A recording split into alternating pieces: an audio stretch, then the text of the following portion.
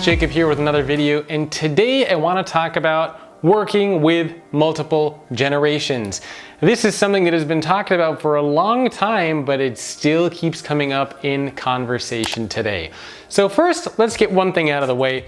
We have worked with multiple generations in the workplace for many years. This is not new.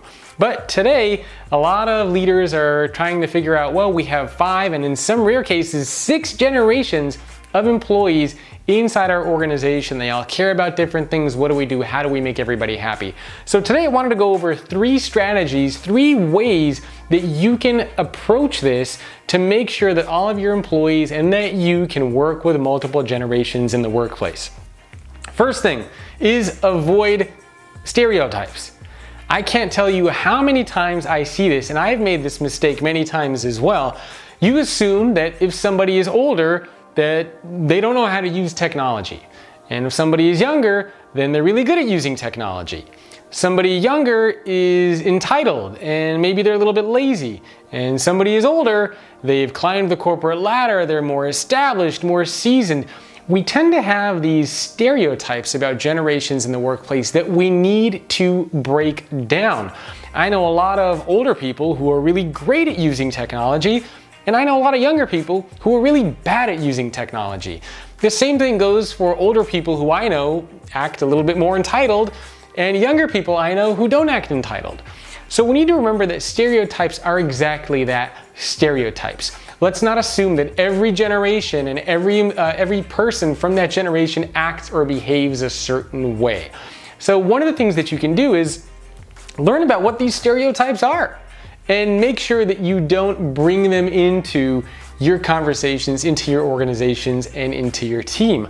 The second thing is focus on the stage that an employee is in. Focus on a stage that a human being is in. And I shared this image when I give talks and I talk about different generations. There was an article that was published, I believe it was in the 80s, maybe early 90s, and it said the me generation. And then a couple decades later in the 2000s, mid-late 2000s, there was another article that was published, again, saying the me generation.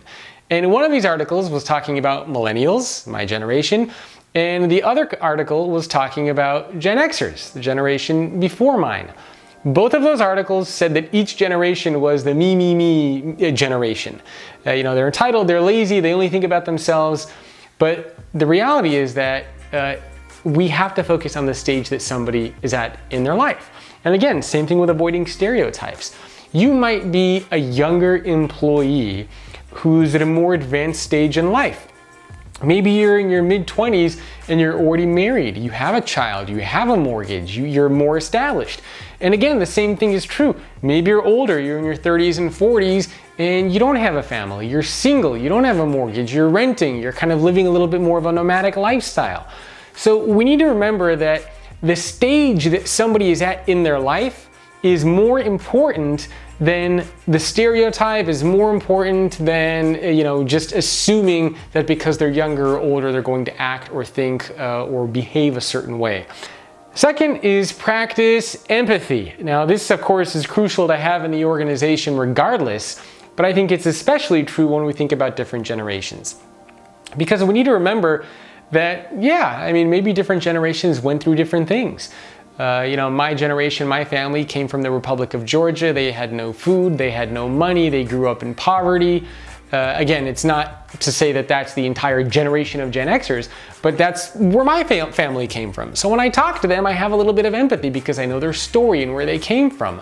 And the same thing is true inside of your organization.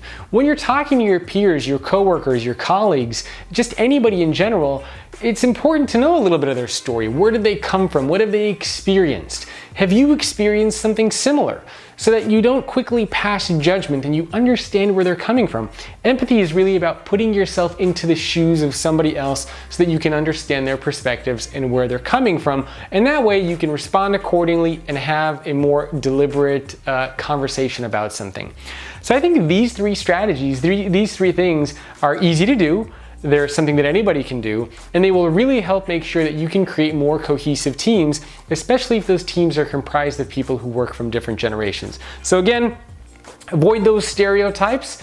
You can learn what they are just so you know to break them. Second is focus on the stage, the life stage that somebody is at, because that, again, is going to be far more valuable and far more important than just assuming that if they're younger or older, they're going to act or behave a certain way. And the last piece of advice is practice a little bit of empathy, not just even with multiple generations, but with anybody in your company or even outside your company, putting yourself into their shoes, understanding where they're coming from. So hopefully you found this video useful. Please make sure to subscribe to my YouTube channel if that's where you happen to be watching. If not, you can leave me a like, comment, thumbs up. Let me know you appreciated the video. Leave a comment. I love hearing from all of you. And stay tuned for the next video. Thanks for watching. Hope you enjoyed that. Check out futureofworkpodcast.com for more content. And do me a favor, leave a review on Apple Podcasts or whatever your preferred channel is. Thank you.